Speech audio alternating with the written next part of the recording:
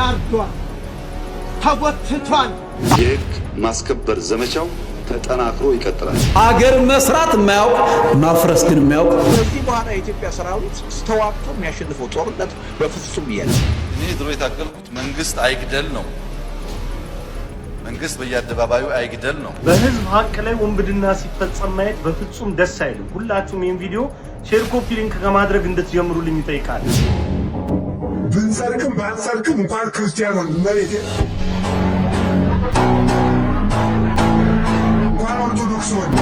ሰላም ጤና ይስጥልን ውድ የቃል ሚዲያ ቤተሰቦች እንደምን ቆያችሁ? እግዚአብሔር ሰላም ከሁላችን ጋር ይሁን እያልን ወቅታዊና አዳዲስ መረጃዎችን ይዘን መጥተናል። ቪዲዮውን ከመጀመራችሁ በፊት ላይክ በማድረግ ጀምሩ። እንዲሁም ሐሳብ አስተያየታችሁን የኮሜንት ሴክሽን ላይ አስቀምጡልን። ቀጥታ ወደ ቪዲዮ እናልፋለን። ሰብስክራይብ ለምንድን ነው የማታደርጉት? አሁን አድርጉ። አማራ ታርዷል፣ ተጎትቷል፣ ቁልቁልም ተዘዝቆ ተሰቅሏል።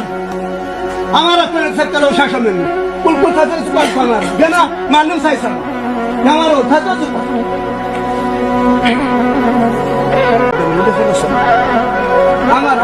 አማራ ዛሬም ተበትናንትና ስንት ሰው የታሰበ ወጣት እንደናንተ እዚህ ዳና የዚህ ሀገር ወጣት እድሜ ለሀገራችን አለን እስታላየን ድረስ ማየት መስማት እንኳን አንችልም እንኳን ማየት። ስለዚህ እኔ ልመክር የምፈልገው መከራው ከባድ ነው። ግብረ ሰዶም 200 ፎቅ እንትን ማለት ሁለት ፎቅ ተዘጋጅቶ 50 በላይ ወጣት ተደራጅቶ ገብቷል። ግብረ ሰዶም ሴቷን እያገባኝ ነው፣ ወንዱን እየለጠለጠው አይደለም። እኔ እያለቀስኩ ነው፣ ግን ምን ነገር እየተለጠለጠች ነው፣ እየለጠለጠው ይሄ ሁሉ ያመጣ አርበኞቹ ጀግኖቹ ግን 5 ዓመት ሙሉ ተዋግተውት አንበልከውት እነ ደጃን ከፈለን ለጀት አውራሪስ ተገልጆቻቸው ስንት ጀግና ስንቱ አለ። አሁን ያርበኛው ማህበር ቤቱ እኮ አልተዘጋም ገና። አሁን ያርበኞቹ 4 ኪሎ ያርበኛው ጀግናው ቤቱ አሁንም አልፈረሰም። አናፍርሰው፣ አታፍርሱት። ታሪክ አለን ሰዎች ነው። መንዝላ ሃይማኖትን የማያውቅ አመራር የማያውቅ አገር መስራት የማያውቅ ማፍረስ ግን የሚያውቅ ንጹሃንን በአደባባይ ሜዳ ላይ የሚገል አዲስ ንጉስ ዮሴፍ ቤተክርስቲያንን የማያውቅ ለዚህች ሀገር የዋለችውን ውለታ የማያውቅ ፊደል ቀርጻ ሁሉንም ያስተማረች ሃይማኖት ይኑረውም አይኑረውም ትምህርት ሚኒስቴር በመሆን ግብርና ሚኒስቴር በመሆን ቤተ መንግስቱንም ደግሞ የመንግስት አሰራርን በመሆን ሀገረ መንግስት በመሆን የሰራችውን ቤተክርስቲያን የሚገፋ የለም እንዴ? አዲስ ንጉስ እኮ ነው ይሄ። ቤተክርስቲያን የሚያጠፋ የቤተክርስቲያን ውለታ የማያውቅ አዲስ ትውልድ፣ የቤተክርስቲያንን ቅድስና የማያውቅ አዲስ አመራር፣ አዲስ ሀገር መሪ የሚያቃጥል። የህግ ማስከበር ዘመቻው ተጠናክሮ ይቀጥላል በሁሉም ክልሎች። መፍትሄው ህግ ማክበር ብቻ ነው። እንትና ነኝ፣ አርሶ አደር ነኝ፣ ባለባንዲራ ነኝ፣ ባለከዘራ ነኝ አይሰራም። ህግ ማክበር። ህግ ያላከበረ ይጠየቃል። በስንቱ ነው እኛ የምንሰቃየው? ህግ ማክበር ብቻ ነው ጋራንቲው። ከዛ በመለስ ሐሳብ መግለጽ መነጋገር ችግር የለውም። ይጎዳናል። ነፃነትና ብልጽግና ስርዓት ሲኖር ነው። ስርዓት ከሌለ ሰላም፣ ዴሞክራሲ የሚባል ነገር ማረጋገጥ አይቻልም። ስርዓት ያስፈልጋል። ሁሉ ነገር ኢን ኦርደር መሆን አለበት። የጀገነ አንድም የሀገር መከላከያ ሚኒስቴር አባል ይሆናል፣ የአማራ ልዩ ኃይል አባል ይሆናል፣ የሚሊሻ አባል ይሆናል። አሊያም ስትፈልጉኝ ጥሩኝ አሁን አልሳለው ቤቱ ይቀመጣል እንጂ 10 እና 20 30 እንደ መከላከያ ሆኖ ፓራል ፎርስ መሆን ጥሩ አይደለም፣ ለአማራም ጥሩ አይደለም። ለምክር ቤት አይመቸኝም። ግን አማራ ገጠመኝ የሚለው ጦር እና ጠላት ቲፒኤልኤፍ ከሆነ ቲፒኤልኤፍ እኮ አንድ ቋንቋ የሚያወራ የሚደማመጥ ችግር እንኳን ቢኖር ደብቆ የሚያወራ እንጂ በየሚዲያው የሚሰዳደብ የሚከፋፈል አይደለም። አማራን ጠንካራ የሚያደርገው አንድ ሊደርሺፕ ሲሆን ነው እንጂ 10 ቦታ ከተከፋፈለ እዚህ ጋር ምልሻ እዛ ጋር ልዩ ኃይል እዛ ጋር ምናምን ከሆነ መከላከልም አይችልም። ለአማራም አይበጅም፣ ለኢትዮጵያም አይበጅም። አንድ መሆን መሰብሰብ ያስፈልጋል። ይሄ ኃይል መሳሪያ የያዘ ኃይል፣ ወጣት ኃይል፣ ብር የለመደ ኃይል፣ መኪና የሚቀማ ኃይል፣ ብር ላክ እያለ የሚደውል ኃይል፣ አርሶ አደር በረሽቶ ሲመለስ ብር የሚቀማ ኃይል እሳት ነው። በህዝብ ሀቅ ላይ ወንብድና ሲፈጸም ማየት በፍጹም ደስ አይልም። ሁላችሁም ይህን ቪዲዮ ሼር፣ ኮፒ ሊንክ ከማድረግ እንድትጀምሩልኝ እጠይቃለሁ። ሁላችንም እንደምናስታውስ ከዚህ በኋላ የኢትዮጵያ ሰራዊት ተዋግቶ የሚያሸንፈው ጦርነት በፍጹም የለም። ግን አሁን የኢትዮጵያ መከላከያ ሰራዊት ጦርነትን ማሸነፍም ይችላል። እንኳን አዲስ ጦርነትን ወደፊት ሊያሸንፍ እስካሁን የከፈታቸውን ጦርነቶች እንኳን አላሸነፈም። ከህወሓት ጋር የተደረገውን ጦርነት በዘላቂነት ስላላሸነፈ ነው አሁን አዲስ ጦርነት ሊነሳ ዳርዳር እየተባለ ያለ። አሸንፎ ቢሆን ኖሮ በድል አጠናቆት ቢሆን ኖሮ ይሄ ችግር አይመጣም ነበር። አላሸነፈም። ከኦላ ጋር ላለፉት 7 ዓመታት ጦርነት አካሄደ፣ አላሸነፈም። ሁልጊዜ ጨርሻቸዋለሁ፣ አልቆላቸዋል፣ እየተሽለኮለኩ ነው ይላል። አሁንም ግን ኦላ በተጠናከረ ሁኔታ እየተዋጋ ማሸነፍ አልቻለም። ፋኖ ይሄ 2 ዓመት አለፈው አይደል እንዴ? ምንም ያልተደራጀ የህዝቡ ሰቆቃ መከራ ብቻ ብሶቱ አነሳስቶት ወደ ጦርነት የገባ ተገፍቶ የገባ ኃይል የተደራጀ ኃይል አይደለም።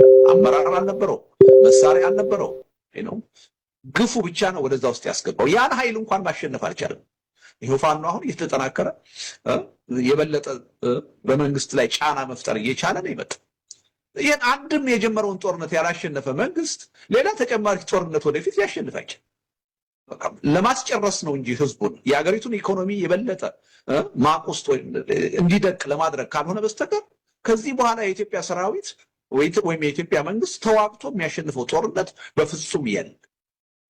የኦላን ጦርነት ማሸነፍ ያልቻለ፣ የፋኖን ጦርነት ማሸነፍ ያልቻለ ኃይል አሁን እየመጣ ባለው የኃይል አሰላለፍ ከኤርትራም ከትግራይ ኃይሎችም ከአማራ ኃይሎችም ከኦሮሞ ኃይሎችም ጋር ከነዚህ ሁሉ ጋር ተዋግቼ ያሸንፋለሁ ማለት ቅዠት ነው። ያው አገሪቱን ለማፍረስ ካልሆነ በስተቀር የተለየ ውጤት ሊመጣ እንደማይችል ግልጽ ነው ማለት ነው። የኢትዮጵያ መከላከያ ሰራዊት የሚያሳዝን ነገር እንግዲህ ባለፉት 7 ዓመታት በተከታታይ ያለቃል። የዛሬ 5 ዓመት 6 ዓመት 7 ዓመት ሰልጥነው እኮ ወደ ሰራዊቱ የተቀላቀሉ ሰዎች እኮ በህይወት እኮ ሰራዊቱ ውስጥ አታገኛቸው። ወይ ተበትነዋል፣ ወይ አካላቸው ጎሏል፣ ወይ አልቀዋል፣ ሞተዋል። አዛዦቹ ከኋላ ሆነው የድሃውን ልጅ የሚያዋጉት ናቸው እንጂ በህይወት ያሉት የበታች መኮንኖችና ተራ ወታደሮች እኮ እያለቁ እኮ ነው። በየአመቱ እንደ ማገዶ እንጨት አዳዲስ ወጣቶች እየተመለመሉ እየገቡ ነው እንዲያልቁ የሚደረግ እና አሁን ከፊታችንም መንግስት ያሰበው ጦርነት ከፈነዳ ምንም ጥርጥር የለውም ይሄ የደሃ ልጅ ወጣት ያልቃል፣ ማገዶ ነው የሚሆነው። ያው እኮ ጠቅላይ ሚኒስትሩ ተናግረዋል። በጣም በድፍረት በሚያሳዝን ሁኔታ አሁን ያለን ወጣት 20 ዓመት ለመዋጋት ያስችለናል ብለው እኮ ተናግረዋል። ለእሳቸው ህዝብ ቁጥር ነው፣ ህይወት አይደለም። ወጣቱን በቃ እንደ አንድ የጦርነት አሴት ነው የሚቆጥሩት። እሱን እየማገድኩ እሱን እያስጨረስኩ የስልጣን እድሜን ማራዘም እችላለሁ ብለው የሚያምኑ ሰው ናቸው። ዩኒቨርሲቲ አልከፍትም ሲሉ ሌላ አይደለም፣ የሥራ ዕድሉን ውትድርና አደርገዋለሁ፣ ለእኔ ስልጣን እየሞተ እኔ በስልጣን ላይ እቀጥላለሁ ብለው የሚያስቡ ሰው ናቸው እና ከፍተኛ የሆነ ልቂት ነው የሚመጣው። እንግዲህ ህብረተሰቡ ጨክኖ ልጆቻችንን ወደ ጦርነት አንልክም እስከሚል ድረስ ይሄ ጉዳይ የሚቀጥል ነው። እኔ ድሮ የታገልኩት መንግስት አይግደል ነው። መንግስት በየአደባባዩ አይግደል ነው። አሁን መቼ ይቆማል የምትሉ ሰዎች መንግስት እኮ አይገልም። አሜሪካን ሀገር አምና የሞተው ሰው በትምህርት ቤት ኢትዮጵያ ከሞተው 20 እጥፍ ይበልጣል። የአሜሪካ መንግስት ወታደርና ፖሊስ የሌለው መሰላችሁ እንዴ? የጥፋት ኃይል ሰው ካለ አንድ ሰው ብዙ ያበላሻል። ኮሌክቲቭሊ ካልጠበቅ ነው በስተቀረ 100 ሺህ ወታደር 100 ሚሊዮን ሰው ይጠብቅ አይችልም። በየህፃናት ትምህርት ቤት ውስጥ 20 ተገደለ 50 ተገደለ አትሰሙም እንዴ? ዜና አለ እኮ አሜሪካ አለ፣ እስራኤል አለ፣ አውሮፓ አለ፣ ሁሉ ሀገር አለ። የሚያጠፉ ሰዎች ሰው ገለው ይሞቱ ሰዎች ካሉ እነሱን መቀነስ ነው ኮሌክቲቭሊ የኛ ኃላፊነት መሆን ያለበት። መንግስት ባልገደለው ጉዳይ ልክ መንግስት እንደገደለ አድርጎ ማሰብ ተገቢ ያለ መንግስት ሲያበላሽ ነው መጠየቅ አለበት። በህዝብ ሀቅ ላይ ወንብድና ሲፈጸም ማየት በፍጹም ደስ አይልም። ሁላችሁም ይህን ቪዲዮ ሼር፣ ኮፒ ሊንክ ከማድረግ እንድትጀምሩልኝ እጠይቃለሁ። ሁላችንም እንደምናስታውሰው ከወራት በፊት ባከበርነው የጥምቀት በዓል ላይ ኮያ አካባቢ ሰረገላ በሚገፉ ወንድሞቻችን ላይ በደረሰ ኤሌክትሪክ አደጋና ሞት ምክንያት ቤተሰቦቻቸው በጣም በጽኑ ችግር ላይ መውደቃቸውንና በተለያየ ደረጃ እንድንረባረብ በማህበራዊ ሚዲያ ጥሪ ቀርቦ እነ ወንድማችን ብሩክ ከፊት መርተው አስተባብረው አገልጋዮችም እያገለገሉ ለዛ ቤተሰብ ድጋፍ መሰባሰቡን የምናስታውሰው ነው። ይህንን ታዲያ ህዝባዊ አደራና ስጦታ ልክ የራስ አበርክቶት እንደሆነ ተደርጎ በነጆተኒ ጌጡ ተመስገን አማካኝነት ፖለቲካ ተሰርቶበታል። በሸገር ሲቲ ሀገረ ስብከት የ4.5 ሚሊዮን ብር ድጋፍ ተደረገ ተብሎ የሊቀ ጳጳስ ፎቶ ጭምር ተደርጎ ማለት ነው። ይሄ በጣም የሚያሳፍር ነገር ነው። እንደው ዝም ተብሎ ሜዳውም ያው ፈረሱም ያው በሚል ሁኔታ የገደላችሁት ህዝብ መካከል ሲፈቀድላችሁ እንኳን ለማገልገል ዝግጁ ከመሆን ይልቅ ፖለቲካ እየሰራችሁ በዚህ ህዝብ ላይ ትነግዱበታላችሁ። እጅግ ነው የሚያሳፍረው። ምናልባት ይህንን ቪዲዮ እንድሰራ ያነሳሳኝ አንድ ጉዳይ የህዝብ አደራ እና የአካባቢው ምዕመናን አስተዋጽኦና ተጽዕኖ ምናምን ብቻ ሳይሆን ምናልባት ይህን ብር አበረከተንና ሰጠን ብላችሁ ሪፖርት አቅርባችሁ ሙስና ትበሉበታላችሁ። ይሄ እንዴት ያለ ነውር ነው! ይቺ ቤተክርስቲያን አታሳስባችሁም? አታሳዝናችሁም? ጥቂት እናንተን በዚህ ደረጃ ከፍ አድርጋ አክብራ የምታሳያችሁ እናታችሁን ስለምን ማክበርና መውደድ ከምንም በላይ ምዕመናኖቿን ደግሞ ማክበር እንዴት ሊሳናችሁ ቻለ? ምን አይነት አይምሮ ቢኖራችሁ ነው? ምርጫ 2018 ላይ ትካፈላላችሁ ይሁን ለዛ ይሁን ፖለቲካ መስራቱን የፈለጋችሁት በራሳችሁ እንኳን ጥቂት አበርክታችሁ የሆነ ነገር አደረግን ብትሉኮ በጣም የተሻለ ይሆን ነበር። በሌላችሁበት ባሏላችሁበት ለቅሶ ስትደርሱ ፖለቲካ ገንዘብ ሲበረከት ደርሳችሁ ያበረከተውን ህዝብ ነፍጋችሁ እናንተ ራሳችሁ ዜና ሰርታችሁ ሌላ ፖለቲካ እንዴት ያለ ነውር ነው! እንዴት ያሳፍራል! ይሄንን መልእክቴን የሚመለከተው የቤተ ክርስቲያናችን አካል አድምጦ በሪፖርት ውስጥ ይቻ 4.5 ሚሊዮን የገባች እንደሆን ትኩረት ሰጥቶ ጉዳዩን እንዲከታተል እናሳስባለን። 4.5 ሚሊዮን ብሩ የተሰበሰበው በማህበራዊ ሚዲያና ከኮዬ አካባቢ ኦርቶዶክሳዊ ምዕመናን በተዋቀረው ኮሚቴ ነው። ሐቁ ይሄ ነው። በህዝብ ሐቅ ላይ ወንብድና ሲፈጸም ማየት በፍጹም ደስ አይልም። ሁላችሁም ይህን ቪዲዮ ሼር፣ ኮፒ ሊንክ ከማድረግ እንድትጀምሩልኝ እጠይቃለሁ። ሁላችንም እንደምናስታውሰው ከወራት በፊት ባከበርነው የጥምቀት በዓል ላይ ኮዬ አካባቢ ለምናዋጣው በተለይ ለምናዋጣው የምትለው ነገር ኮት ትደረግበት እንዴት አድርገው ገንዘቡን እንደሚያመጡ እኮ እናውቃለን። 16 ሰዓት 18 ሰዓት ሰርተው በዚያ ላይ ደግሞ ይተውልን መርካቶ እቃ ተወደደ ረከሰ ብለን የሚጨንቀን እኛን እንጂ እነሱን ስላልሆነ በቃ ይተውልን። አጠቃላይ ኢትዮጵያ የምትባለውን ሀገር ከህሊናቸው ውስጥ በስሪንጅ መጣው ያውጡና ይተውልን የሚል አማርኛ ሲናገር ሰምቻለሁ። ከሱ አይደለም ከኔ አይጠበቅም። ያው እግዚአብሔር ምስክሬ ነው፣ ከኔ አይጠበቅም። ለምሳሌ አይጠበቅም። ቢያንስ በእድሜም በእውቀትም እኔና እሱ አንገናኝም። ይሄ አባባል ከኔ አይጠበቅም። በቃ ከኔ የማይጠበቅ አባባል ነው። ከአንድ መንፈሳዊ ሰው አይጠበቅም። እንዴት የተወለዱባትን እትብታቸው የተቀበረችበትን ሀገር በችግር ምክንያት ጥለዋት የሄዱትን የተሻለ ነገር ፍለጋ የሄዱት ኢትዮጵያውያን ወገኖቻችን ኢትዮጵያን እንዴት ይረሱበታል? እንዴት ይረሷታል? ደግሞስ የመርካቶ ሸቀጣ ሸቀጥ መወደድ እነሱን አይመለከትም? እያንዳንዱ ኢትዮጵያዊ አሁን የሚኖረው በምንድን ነው? በማን ነው? እርግጠኛ ሆኜ ልንገር፣ በተለይ አዲስ አበባ ውስጥ የሚኖረው ሰው እንደምታውቀው ስራ እንግዲህ እጅግ በጣም አለ። ስራ ከተማ ውስጥ ስራ አለ። የብዙ ሰዎች የሥራ ቦታቸው ፈርሷል። ከኔ ጀምሮ ነው የምነግርህ። እያንዳንዳችን ቤት ቢያንስ አንድ ዳያስፖራ አለ። እያንዳንዳችን ቤት ቢያንስ ነው የምነግርህ። እነሱ በሚልኩልን የሳንቲም ድቃቂና የልብስ ላቂ ነው ይሄን ክፉ ቀን እየገፋን ያለ ነው። ይሄ አሁን የምናገረውን ነገር ይሄን ሚዲያ አግኝተው የአዲስ አበባ ህዝቦች እያንዳንዱ ሰዎች የመናገሩ እድል ቢገጥማቸው 100% የሚስማሙበት ሐሳብ ነው። ከዛ በሚላከው ነው። ኑሮ መወደዱና መርከሱ ባይመለከታቸው ኖሮ እዛ 16 ሰዓትና 18 ሰዓት ሰርተው ከቤት ክራይ ተርፏቸው ባጠገባቸው ቢታመሙ የሚያስታማቸው ወገን ዘመድ የሌላቸው እህት ወንድሞቻችን የሳንቲም ድቃቂ ልብስ ላቂ አይልኩልንም ነበር። እዚህ ኑሮ ስለተወደደባቸው ወገኖቻቸው ይልካሉ። እነሱ በመላካቸው እኮ ነው አሁን እኛ ሰርቫይቭ እያደረግን ያለ ነው። እውነት ለመናገር ማለት እኮ ነው። በተለይ አዲስ አበባ ልጅ በአብዛኛው ስራ አጥ ነው። ተምሮ የመጀመሪያ ዲግሪ ይዞ የመጨረሻ ስራ ሊሰራ የሚችለው ራይድ ነው የሚሰራው። ሌላ ምንም ስራ አይሰራም። ተቀጥሮ የሚሰራበት ነገር የለም። ታውቀዋለህ። ተቀጥሮ አንድ አዲስ አበባ ውስጥ ተወልዶ ያደገ ልጅ ለመስራት የመንግስት መስሪያ ቤት ውስጥ ምን ፎርማሊቲዎች ማሟላት እንዳለበት ለኔና ለናንተ ግልጽ ነው። ግልጽ ያለ ግልጽ ነው። ለሱ ደግሞ በተለይ በጣም ግልጽ ነው። እንዴት ነው የመርካቶ ሽንኩርትና ጨው መወደድና መርከስ እነሱን የማይመለከት? በደንብ ይመለከታቸዋል። አረ ኑሮ ተወደደብን ልጄ፣ በዚህ በኩል የቤት ክራይ፣ በዚህ በኩል የጣራና ግድግዳ ክፍያ ተብያለሁ፣ እንደገና ግብር ጨምሮብኛል፣ በዚህ በኩል የመሰራበት የሥራ ቦታ ይፈርሷል። አሁን የምኖረው ኑሮ ከሞቱት በላይ ካሉት በታች ነው።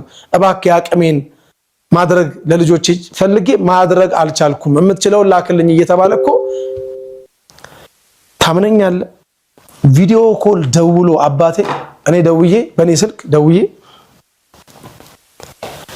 አስቤዛ ለመግዛት የምናወጣውን ወጪ ለዓመት በዓል ባለማመን ለታናሽ ወንድሜ ቪዲዮ ኮል አድርጌ እኛ ስንነጋገር ስንት ብር ጤፍ እንደሚገዛ ስንት ብር እሱ ከወጣ 18 ዓመቱ ምንም ነገር አያውቅም። እነሱ እዚህ ያሉ 1000 እና 10000 ብር ብዙ ስለነበረ አሁን የሚልኩት 10000 ብር ብዙ ስለይመስላቸው እንደ 15 ቀን አይደል እንዲላኩላችሁ 20000 ብር ይሉናል። አለቀ ኑሮ ውድ ስለሆነ መርካቶ ውድ ስለሆነ አለቀብን ብለን እንደገና እንዲያምኑን የሂሳብ ዝርዝር ወረቀቱን ቪዲዮ ኮል እያደረግን እዩት ስንት ብር እንደሆነ እያሳየናቸው በተዘዋዋሪም ሆነ በቀጥታ ዳንኤል ክብረት የተናገረው ነገር ዲያስፖራውና ወገኖቻችንን ይመለከታል። አገራቸው ስለሆነ እዚህ ያለው ወገናቸው ስለሆነ ይመለከታቸዋል። ደግሞም ስለሚመለከታቸው የቻሉትን ያቀማቸውን ነገር እያደረጉ ነው። እነዚህን ስደተኞች ለቀብር ቦታ ለማሳጣት ግን አፍን መክፈት በህዝብ ዘንድ ተወዳጅነት ያተርፍለታል ብዬ አላስብም። እንዴ ጌታችን መድኃኒታችን ኢየሱስ ክርስቶስ እኮ ስደተኛ እኮ ከእናቱ ከቅድስት ድንግል ማርያም ከወላዲተ አምላክ 3 ዓመት ከ6 ወር ግብጽ አልተሰደደም? የተሰደደው እኮ የስደተኞችን ስደት ሊባርክ እኮ ነው። አምላክ ሆኖ ሰማይን ያለ ባላ ምድርን ያለ ካስማ የዘረጋው አምላክ በለበሰው ስጋ ከእናቱ ከቅድስት ድንግል ማርያም ከወላዲተ አምላክ ጋራ ተሰዷል። በስደቱም ጣና ቂርቆስ ኢትዮጵያ ድረስ እንደመጡ ከኔ ይልቅ ዳንኤል ክብረት በመጽሐፍ ጭምር ጽፏል። ሕያው እግዚአብሔር ምስክሬ ነው። በመጽሐፍ ጭምር ጽፏል። ከኔ ይልቅ የቤተ ክርስቲያንን ታሪክ ከአናት ጠጉሯ እስከ ግር ጥፍሯ ድረስ የሚያውቀው መምህር ሲሳይ ሳይሆን ዲያቆን ዳንኤል ክብረት፣ ይቅርታ ዲያቆን አልኩ፣ ዳንኤል ክብረት። ግን ኢየሱስ ክርስቶስ የተሰደደውን ስደት የሚያውቅ ሰባኪ እንዴት ወገኖቹ ተሰደው ሞታችን ቀብራችን በሀገራችን ይሁን ሲሉ እንዴት ጆሮን ያሳክከዋል? እንዴት አይኑን ያሻል? እንዴት አፉን ያዛጋዋል? እንዴት ይሄንን ነገር ተቃውሞ በአደባባይ ብዙ ምሁራን ባሉበት አፉን ከፍቶ ይናገራል? ስለዚህ የመርካቶም ነገር ቢሆን ለዲያስፖራው ይመለከተዋል፣ በቀጥታም በተዘዋዋሪ። ለሱ እንደውም አይመለከተው። ሕያው እግዚአብሔር ምስክሬን ለሱ አይመለከተው። ለምን? የሞቀ የደመቀ የሚለብስበት ሰዓት ነው። የላመ ጣም የሚበላበት ሰዓት ነው። በአማረ ምንጣፍ የሚመላለስበት ሰዓት ነው። በኮብራ የሚጓዝበት ሰዓት ነው። ስለዚህ እታች ያለው ህብረተሰብና ማህበረሰብ በኑሮ ውድነት የእግር እሳት ሆኖ ኑሮ ውድነቱ የሚያሰቃየው ስቃይ አሁን ለዳንኤል ክብረት ይሰማዋል ብዬ እኔ በግል ያላስብም። ዳያስፖራዎቹ ግን ከሱ በተሻለ መልኩ ኪሎ ሽንኩርት ስንት እንደሆነ ያውቃል። ከዳንኤል ክብረት በተሻለ መልኩ 1 ኪሎ ሙዝ ስንት ብር እንደሚሸጥ ዳያስፖራዎቹ ያውቃሉ። አንድ መኝታ ቤት አፓርትመንት ስንት ብር እንደሚከራይ ከዳንኤል ክብረት ይልቅ እነሱ ያውቃሉ። ሕያው እግዚአብሔር ምስክሬ ነው ብዬ ነው ምነግርህ። ዳያስፖራዎቹ ካላቸው መረጃ በላይ ሳይሆን ያነሰ መረጃ ስላለው ነው ይሄንን ሐሳብ በመድረክ ብንሰርቅም ባንሰርቅም እንኳን ክርስቲያኑን መሬት እንኳን ኦርቶዶክስ ሆነ